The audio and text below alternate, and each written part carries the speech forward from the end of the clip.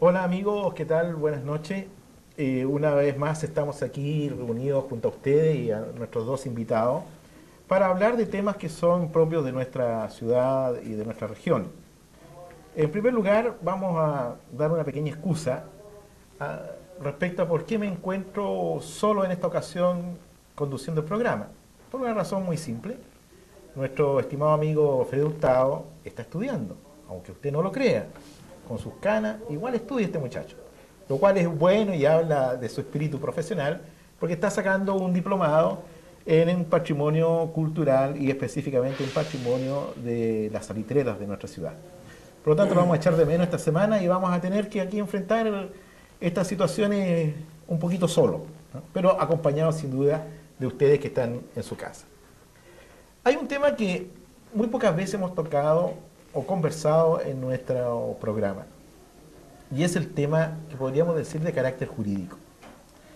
Habitualmente, toda sociedad va a tener normas de comportamiento, algunas de las cuales van a tener simplemente una expresión de carácter social, pero otras van a ser expresadas jurídicamente a través de leyes. En estos momentos se está realizando en nuestra ciudad un congreso sobre el derecho en América Latina y hemos invitado a dos personas a conversar de este tema.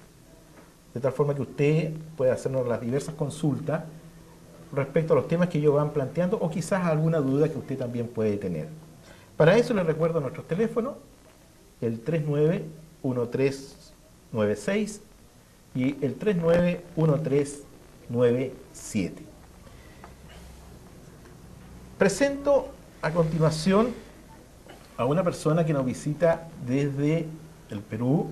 Él es Ricardo Velázquez y es el director ejecutivo del Comité para el Estudio y Difusión del Derecho en América Latina. Ricardo, bienvenido a nuestro programa. ¿Cómo estás, Omar? Un gusto estar acá en tu programa y en Iquique, que es una tierra que visito por segunda vez, y en esta oportunidad para compartir y colaborar con la primera Convención Nacional Académica de Derecho que se está realizando precisamente desde el día de ayer, que se va a desarrollar hasta mañana sábado, y también al segundo encuentro de estudiantes del Cono Sur, vale decir Chile, Ecuador, Colombia y Bolivia, que están presentes, incluso invitados de México. Así es, hemos podido apreciar eso durante el desarrollo del Congreso. Muchas gracias, Ricardo, por estar hoy día con nosotros. Y lamentablemente a mi derecha se encuentra un viejo amigo que no tiene nada que ver con esta parte de mi organismo. Y él es Manuel Jaques, con quien nos conocimos hace muchos años atrás en otros momentos. Y en estos momentos este amigo mío es el decano de la Facultad de Derecho de la Universidad Bolivariana, que es la universidad que está organizando esta convención y este encuentro de estudiantes de Derecho. Manuel, un gusto de compartir esta mesa redonda como hemos compartido muchas otras en otras ocasiones. Bueno, y que espero seguiremos compartiendo en el futuro. Bueno, primero que nada, dar un saludo muy afectuoso a todos los iquiqueños que comparten y ven el programa Con Bisturí de ITV. Estoy muy complacido de poder visitar la ciudad de Iquique. Debo decir de que la encuentro cada día más bella, más linda, y dan ganas de venir a radicarse aquí a compartir los retos del futuro que los iquiqueños siempre tienen a la vista para soñar y pensar cómo construir una sociedad mejor y distinta.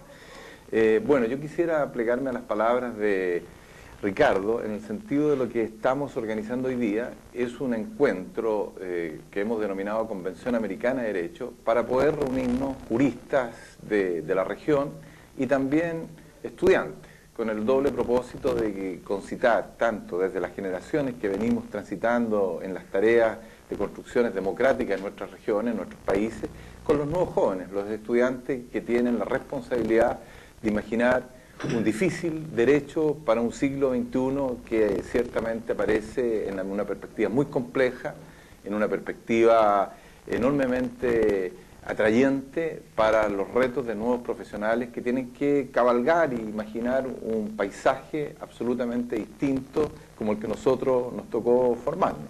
Y en ese sentido, esta convención tiene ese mérito, el mérito de pensar y discutir abiertamente temas que son extremadamente pertinentes para nuestra realidad y para dibujar el futuro que colectivamente tendremos que hacerlo aliadamente. Y por lo tanto, Omar, espero seguir en esta mesa y en otras más, conversando con ustedes. Muy bien, muchas gracias. Presentados nuestros invitados de hoy, entonces los invito a nuestra reportaje de prensa que nos va a situar y nos va a dar el contexto de la conversación que vamos a tener con nuestros invitados en unos minutos más.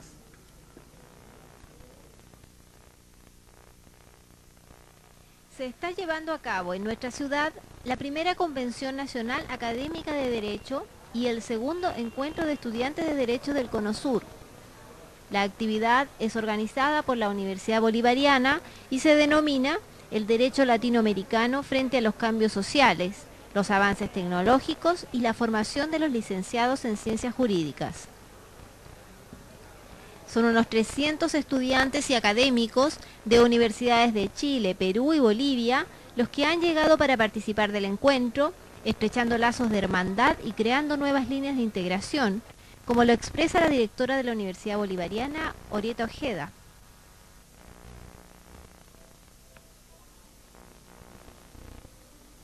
Primero que nada, un gran desafío, ha sido esto un esfuerzo significativo para la sede, por cuanto es una primera experiencia que se realiza acá y tan masiva.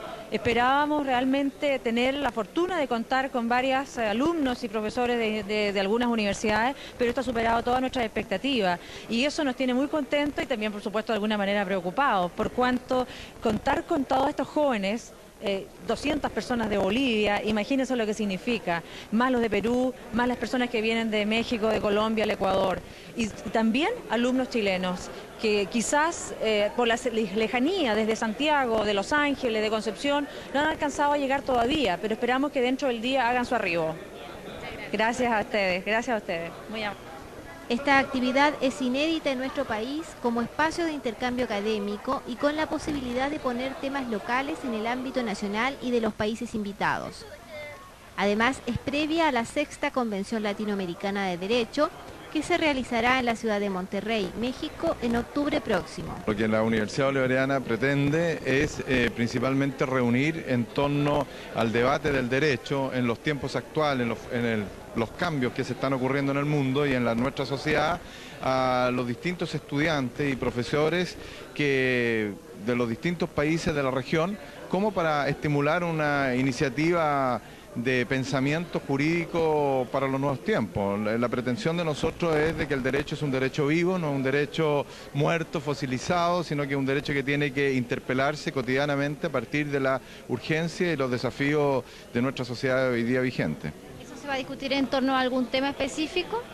Lo que pasa es que tenemos varios temas que concitan el interés de la región y que tienen que ver desde una apuesta teórica del derecho hasta problemas operacionales de nuevas regulaciones que tienen que ver con la relación entre nuestros países y las propuestas que provienen desde distintos ámbitos, desde el ámbito de la producción jurídica, de las regulaciones jurídicas y también de las resoluciones jurídicas, lo que significa los roles de los nuevos jueces, etcétera.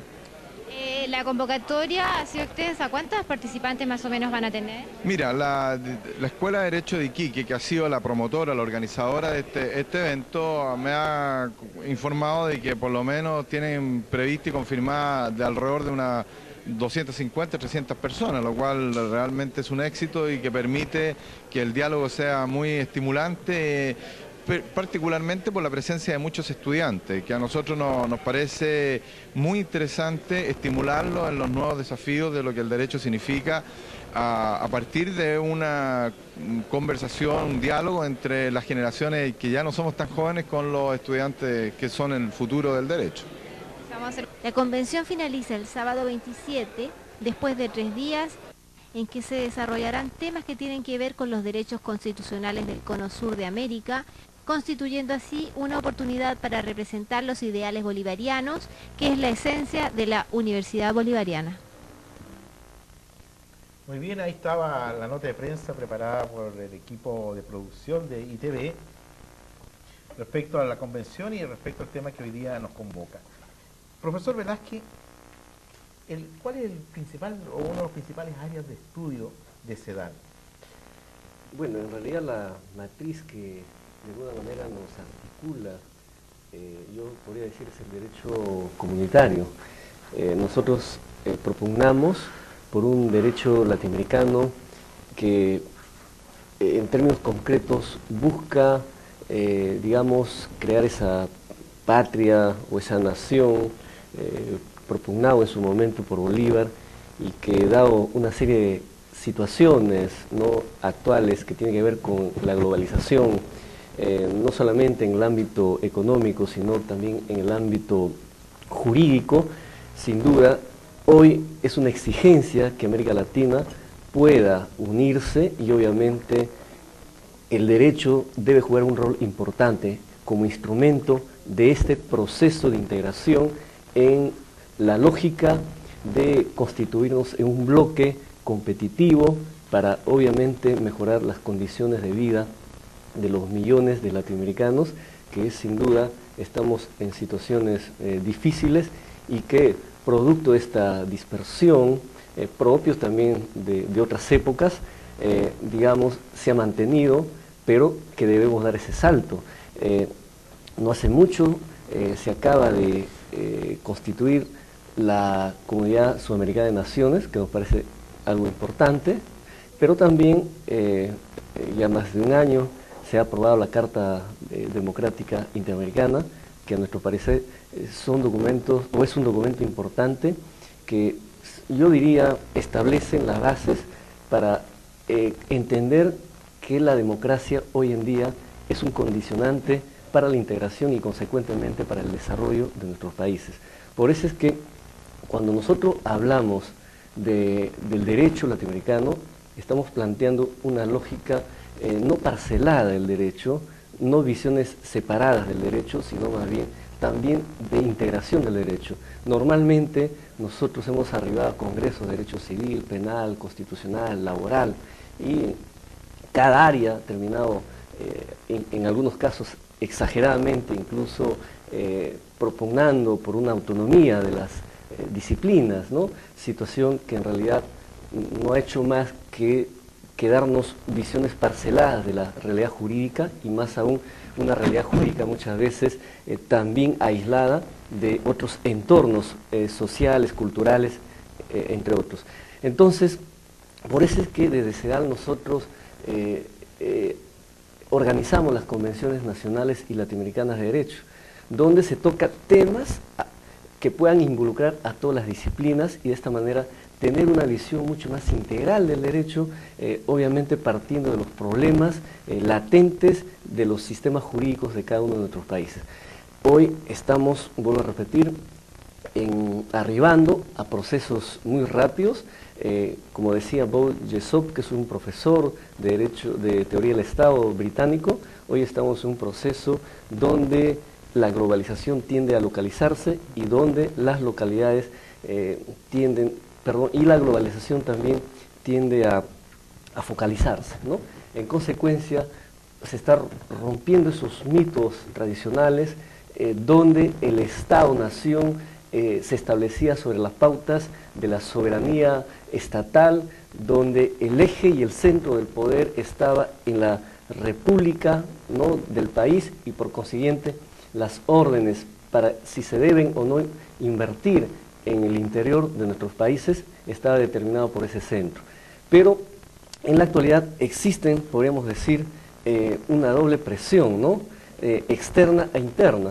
Los pueblos, ¿no?, las ciudades, las localidades de nuestros países presionan a esa estructura centralista y excluyente, pero a su vez la globalización, por su lado, exige cambios rápidos, y además en algunas situaciones incluso condiciona el apoyo de financiamiento, ¿no?, para proyectos de desarrollo a los estados, en la medida que esos proyectos estén orientados a programas, ¿no?, de lucha contra la pobreza, pero también programas que ayuden a la descentralización de nuestros estados.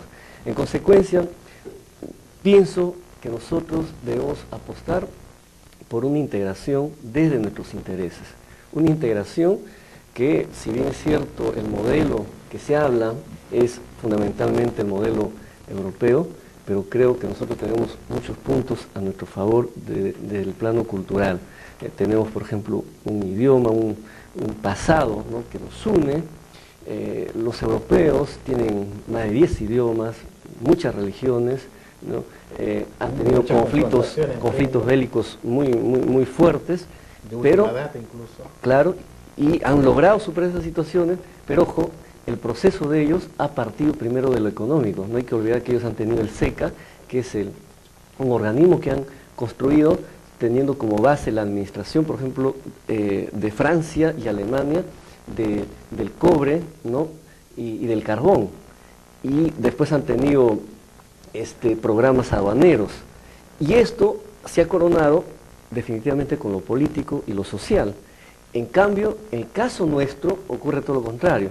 Si bien es cierto, hay una voluntad, ¿no?, de parte de los estados, de nuestros gobiernos, que se ha expresado últimamente en la Constitución de la Comunidad Sudamericana de Naciones, pero ocurre que hay intereses, ¿no?, internos, básicamente económicos y financieros, que por ejemplo no aceptan el tema, por ejemplo, de la rebaja o simplemente de la anulación de los aranceles.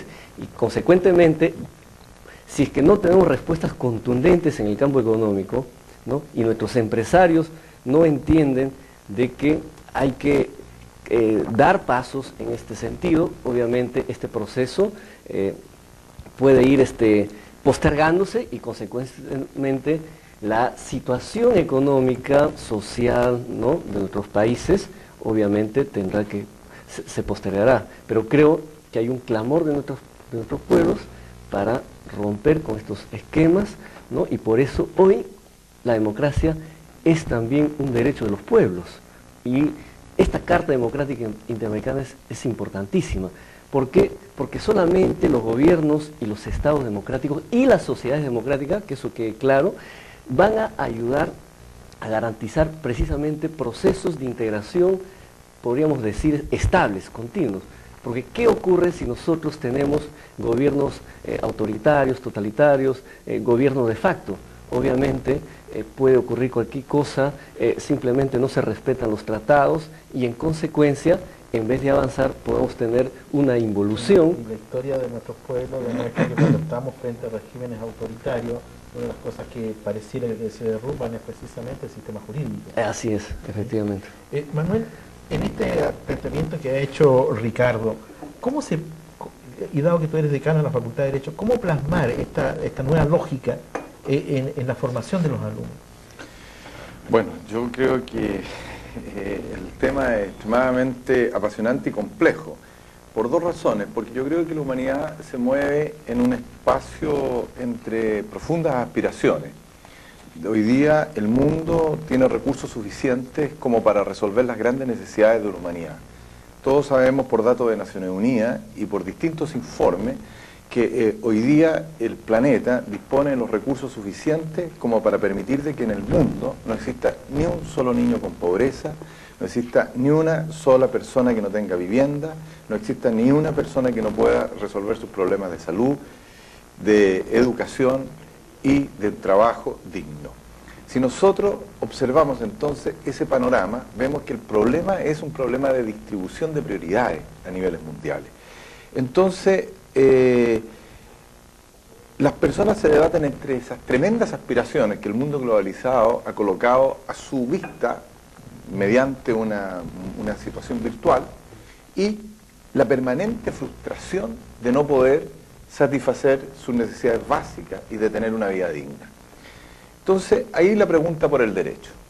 ¿Cuál es el rol del derecho? El derecho es un legitimador de las profundas desigualdades y inequidades de la humanidad, un consolidador de las distribuciones inequitativas, o el derecho es un recurso estratégico de defensa legítima de los pueblos para acceder a sistemas sociales de sustentabilidad, sistemas sociales democráticos, participativos, que permitan efectivamente avanzar hacia un resultado permanente de vida digna para todos los seres humanos.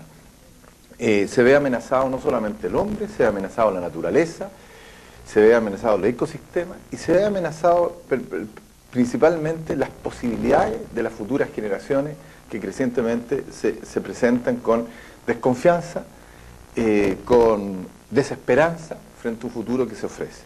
Y en este sentido yo quisiera colocar aquí un primer punto de debate y de reflexión que nosotros hemos colocado en el seminario y que me aproximo a responder a tu pregunta, Omar, que es el tema que la sociedad legal no es lo mismo que la sociedad real.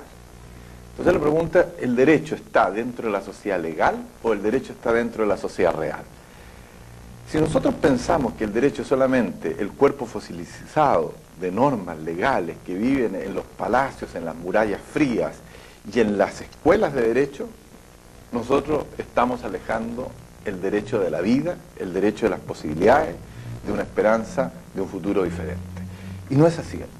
Entonces el derecho no vive solamente en la dimensión de legalidad, porque si yo afirmara que derecho es ley, inmediatamente tendría que concluir que en nuestra sociedad latinoamericana, muchas veces, si es así, el derecho como igualación a la ley, nos daríamos cuenta de que en realidad tendríamos permanentemente leyes que están violando la dignidad humana, leyes que están conculcando el desarrollo de las posibilidades de una felicidad futura. Entonces, ciertamente el derecho no es lo mismo que legalidad. El derecho tiene que ver mucho más allá con la legalidad, tiene que ver con la justicia y tiene que ver con la legitimidad. La legitimidad es que la propia comunidad por sí misma sea capaz de construir criterios de regulaciones que vayan satisfaciendo sus propios sistemas de vida, por un lado. Y la justicia tiene que ver con un orden que plantee la ética y la ética del bien común como el elemento fundamental para la asignación y la distribución de los recursos que la humanidad dispone. Entonces, la formación de los estudiantes de Derecho, y ahí estoy respondiendo derechamente a tu pregunta, tiene que, en primer lugar, partir planteando de que hoy día, en el siglo XXI, no se puede estudiar las carreras de Derecho, no es una escuela de leyes, no es estudiar leyes y leyes que muchas veces no están respondiendo a las grandes preguntas de la humanidad y a los grandes desafíos de las modernidades y hoy día del mundo globalizado. Entonces, nosotros tenemos que formar a los estudiantes, y en esto un trabajo también con los docentes, de que más que una pedagogía de la respuesta, y que los estudiantes aprendan de memoria leyes, que muchas veces van a ser modificadas, o que son leyes que no responden a las urgencias del futuro, nosotros tenemos que instalar una pedagogía más de la pregunta, que los estudiantes de Derecho sepan colocar exactamente el por qué existen ciertas y determinadas regulaciones. Y de acuerdo a lo que decía Ricardo, efectivamente hoy día hay una crisis del Estado-Nación, y en esa crisis del Estado-Nación el mundo globalizado lo interpela con una nueva cartografía jurídica, pero también lo interpela desde un derecho comunitario que surge a partir de las vivencias reales de nuestros pueblos. Y en esas vivencias reales de nuestros pueblos se plantean nuevos sistemas de costumbres regulatorias, nuevos temas, nuevas formas de convivencia, y que tienen que ser respetadas. No puede existir golpes de imposiciones permanentes, monolíticas o absolutamente homogeneizadoras. Y en ese sentido hay una explosión de derechos locales, de derechos comunitarios y de derechos locales que están permanentemente planteando nuevas formas de estructurar regulaciones. Y en ese sentido, hoy día nosotros estamos avanzando, pero muy a paso muy lento, en los sistemas de la autogestión jurídica, en los sistemas de resoluciones alternativas del derecho, y que efectivamente se permita construir un nuevo cuerpo de juridicidad. Yo quiero decir, y para cerrar mi primera intervención, así, porque me parece muy importante decirlo, y con esto dejo planteada una pregunta también para los telespectadores que nos están escuchando. Voy a contar un ejemplo que yo lo cuento siempre desde el año 85, cuando tal vez me aproximé con una mayor sensibilidad al tema de la juridicidad social, si podemos llamarlo así. Fue cuando unos estudiantes junto conmigo, y lo señalé la vez pasada, les dije, pero ustedes pregúntenle vayan a un sector en Santiago, por la población La Victoria. Lo hicimos precisamente en la población La Victoria, fuera, y le preguntara a la señora María: mire, señora María, ¿usted tiene un problema jurídico, tiene conflicto jurídico? Y la señora María Dijo que no. La señora María me quedó mirando al estudiante que le hizo la pregunta y efectivamente le dijo: no, yo no tengo conflicto jurídico. ¿Cómo va a tener conflicto jurídico? Mire, usted sabe, le dijo, que nosotros aquí no tenemos recursos, nosotros no tenemos cuentas corrientes, somos obedientes frente a la ley, no la transgredimos, por lo tanto, no, problema jurídico no tenemos, nosotros no tenemos problema jurídico. Mire, le voy a contar una vez mi marido, el viejo, ¿no? El viejo estuvo en una riña callejera y casi me lo detienen, pero aparte de eso, problemas jurídicos y conflictos jurídicos no tenemos. Entonces el ejercicio consistía en que en una cuadra más allá, los propios estudiantes le preguntaran a la señora María si ella tenía algún problema. ¿Qué problemas tiene señora María? Entonces la señora María lo queda mirando al mismo estudiante con una cara absolutamente sorprendida y le dice: pero la pregunta que usted me hace, pero mire donde yo vivo, yo estoy de allegada. Usted sabe que estoy de allegada, estamos colgados de la luz, somos 6 en la familia, y estamos en una pieza ahí arrinconados.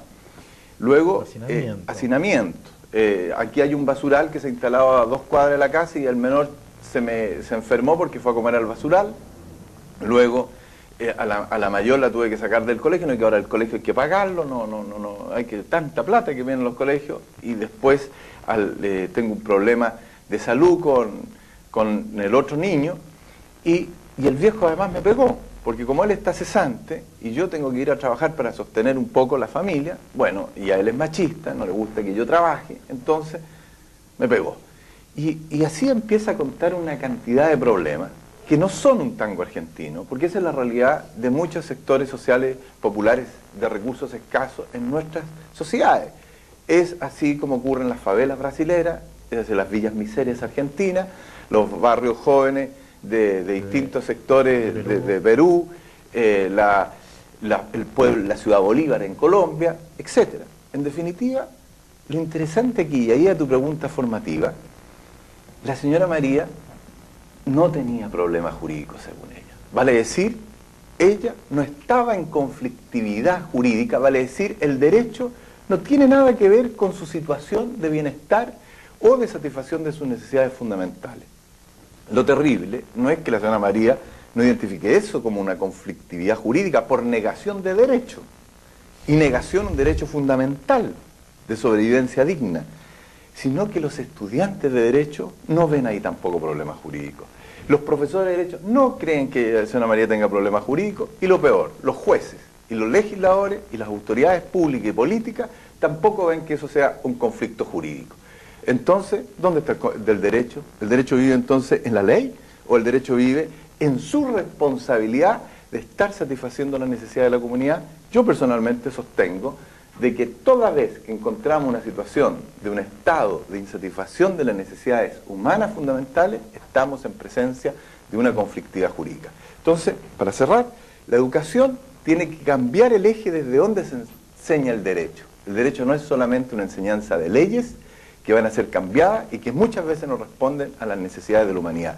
El derecho tiene que ser enseñado en sus criterios de legitimidad, en sus criterios de eticidad y de justicia, para poder responder entonces a los desafíos que requiere constituirnos en un continente y en sociedades absolutamente dignas, democráticas y emancipadas. Estimados telespectadores, una simple pregunta antes de hacer nuestro primer corte. Y voy a rescatar lo que ha dicho Manuel. ¿Tiene usted algún conflicto jurídico? O mejor se lo voy a plantear de otra manera. ¿Tiene algún problema? Conversamos a la vuelta. Ya volvemos. Espero que esté pensando si tiene un problema o un conflicto jurídico. Mientras lo sigue pensando, puede llamarnos al 391397 o al 391396, donde nuestros invitados van a responder sus inquietudes y sus preguntas. Ricardo, frente a este planteamiento que formula Manuel, de cómo apropiarse de otra manera del concepto de derecho, cómo transformarlo en algo propio de los pueblos, ¿cuál es el rol que puede desempeñar entonces CEDAL en este contexto? Y si es posible impulsar esto en América Latina. Yo creo que sí, en realidad todo esto también pasa, como se decía hace un momento, por tratar de crear una cultura de los derechos, ¿no?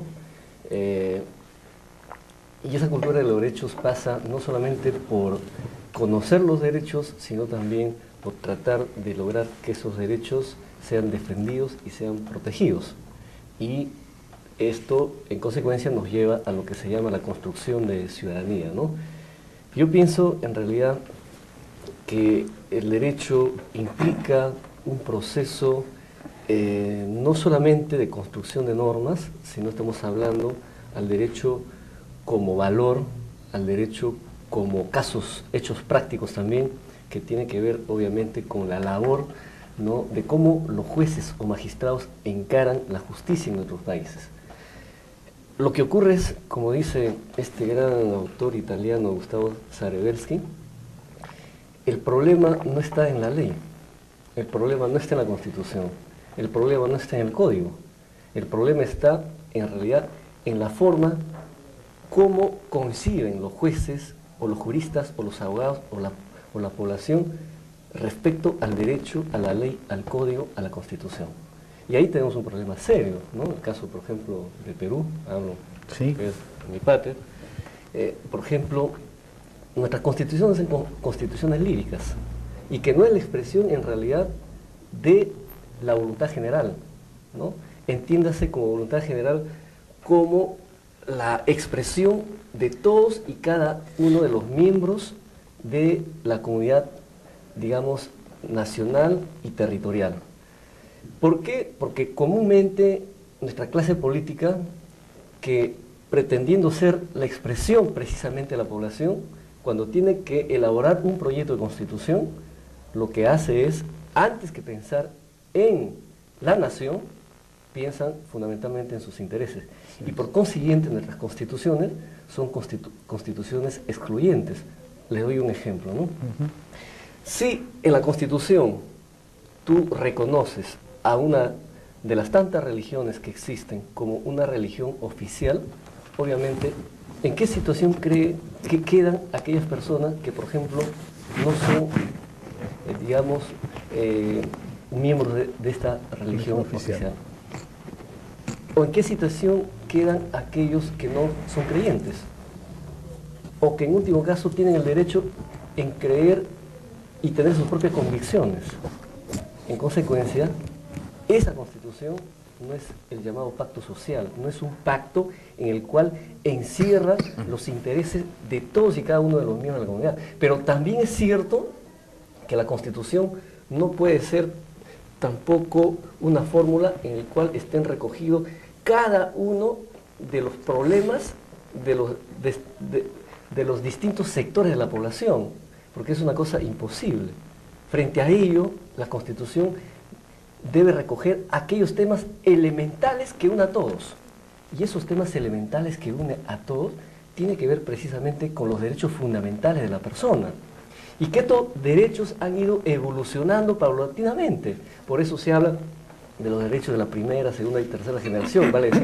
De los derechos individuales, ¿no? Del derecho a la libertad, del derecho a la reunión, ¿no? Al libre tránsito, y más adelante, como una forma precisamente de materializar el ejercicio de estos derechos, aparecen los llamados derechos sociales, que es el derecho laboral, ¿no? A la seguridad social. Porque ¿de qué manera yo puedo garantizar una vida digna si no tengo trabajo?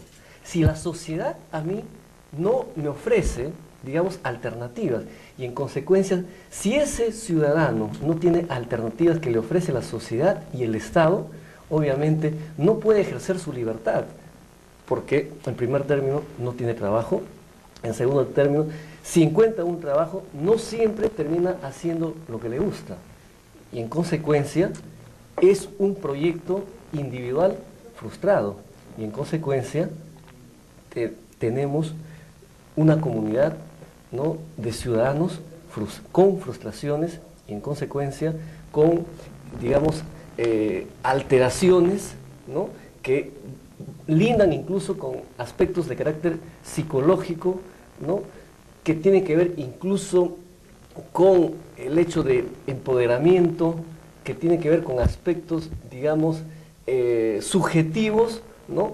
Pero que al final terminan de alguna manera golpeando psicológicamente a la población, y esto tiene que ver mucho también con el encendido, el incentivo al individualismo extremo, ¿no?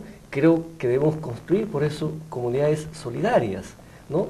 Comunidades en el cual seamos parte de un entorno social, en el cual ese entorno social también se preocupe del individuo, ¿no? Y a su vez ese individuo también sepa encaminarse en una comunidad donde tenga reglas claras, claramente, digamos, establecidas, que se respeten, ¿no? En consecuencia, yo pienso que en todo esto el derecho juega un papel importantísimo, pero el derecho tampoco va a solucionar de por sí todos los problemas, porque el derecho se relaciona con otros aspectos de la vida social, con aspectos de carácter cultural, con aspectos de carácter económico, ¿no? Y hay alguien que decía incluso que el derecho, ¿no?, es parte de la cultura también, ¿no?, de las personas y del pueblo. Entonces, hay que lograr también que el derecho, por eso decía hace un momento, se convierta en una cultura de todos, ¿no? Por eso, si promovemos, si forjamos ciudadanos con una cultura de respeto a los derechos fundamentales, a los derechos humanos, obviamente vamos a tener sociedades tolerantes, democráticas, y no hay forma de conseguir esto si no es en el marco precisamente de un sistema democrático. ¿Por qué? Porque la democracia es el único sistema que garantiza precisamente las libertades. No hay otra fórmula que se haya encontrado a través del cual la libertad pueda desarrollarse. No hay. Pero tampoco no se puede concebir un sistema democrático donde no exista libertad. Y si no hay libertad, obviamente el ser humano no puede ser una persona digna, porque la dignidad tiene que ver con el ejercicio de derechos, pero sobre todo con la materialización de una serie de aspiraciones individuales que tiene la persona. En consecuencia, esas aspiraciones deben buscar ser materializadas, para cuyo efecto el entorno social y el Estado debe ayudar en ese propósito para tener precisamente personas realizadas. Estimados amigos, aquí existe una telespectadora que nos ha llamado y que señala lo siguiente, dice: excelente la proposición del concepto de derecho del señor Jaque, pero, y aquí viene la pregunta y es para ustedes dos, ¿cómo hacemos para que se extienda y entienda esta explicación? Gracias ITV por poner estos programas de gran calidad en el aire, y gracias a usted, señora Mercedes, del sector centro, que nos está llamando. ¿Qué hacer para provocar, a partir de lo que tú estás señalando, esta especie de cambio cultural que hay que producir en nuestra población? Que el ciudadano se asuma como ciudadano y no como depositario de un Estado que a cierto tiempo otorga algunos premios, por decirlo de alguna manera. Claro. Bueno, yo creo que es posible. Que es posible, no es fácil. No es fácil y uno tiene que ser responsable al decir que no es fácil, pero es posible porque son cambios, principalmente cambios culturales, cambios de conciencia y cambios de razonamiento. Porque cuando yo planteaba el ejemplo de la señora María en el conflicto jurídico, ahí lo que en el fondo estaba describiendo era la forma como nosotros razonamos. Razonamos de una manera determinada, que es el razonamiento legalista. Y Chile es el país más legalista de América Latina. Y América Latina es el continente más legalista del mundo. Entonces podemos llegar a concluir cómo razonamos los chilenos. Los chilenos siempre razonamos en función de una ley, qué dice la ley o qué no dice la ley, y no nos preguntamos el contenido de si esa ley es una ley buena, en el sentido de que es una ley promotora del desarrollo humano o es una ley conculcadora del desarrollo humano. Entonces lo primero que tenemos que hacer es trabajar en el cambio de la forma de razonar. Y eso hay que cambiarlo en las escuelas de derecho, pero también en el sistema educacional general, en nosotros como ciudadanos. Yo quisiera decir dos cosas. Primero, tal vez para ser menos aburrido y abstracto el comentario, contar la situación de, había una vez un líder indígena, Garabombo, y Garabombo fue a un ministerio a solicitar una demanda a favor de su comunidad. No le hacían caso. Después iba al registro civil, no le hacían caso. Después iba a un ministerio de la vivienda a plantear un problema habitacional, no le hacían caso. O sea, entonces Garabombo llegó a la conclusión de que él no existía o era invisible. Entonces pensó, bueno, como nadie me hace caso, como nadie me escucha las demandas, luego quiere decir que yo soy invisible. Y él organizó y formó el movimiento de los invisibles para defender sus derechos.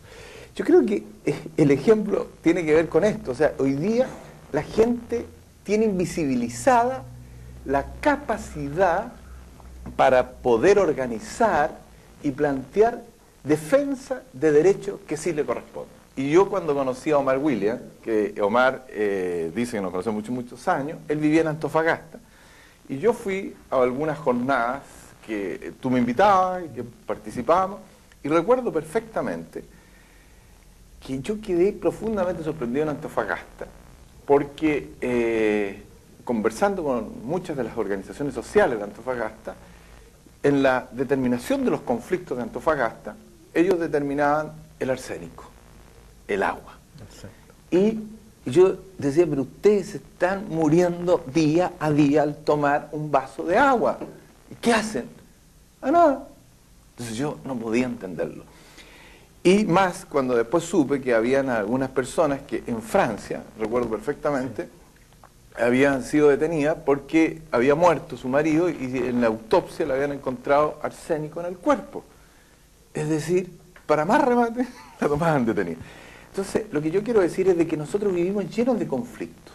Vivimos llenos de conflictos jurídicos que atentan contra nuestra vida y contra nuestra dignidad. Y nosotros creemos que es así porque así tiene que ser. No, así no es y así no tiene que ser.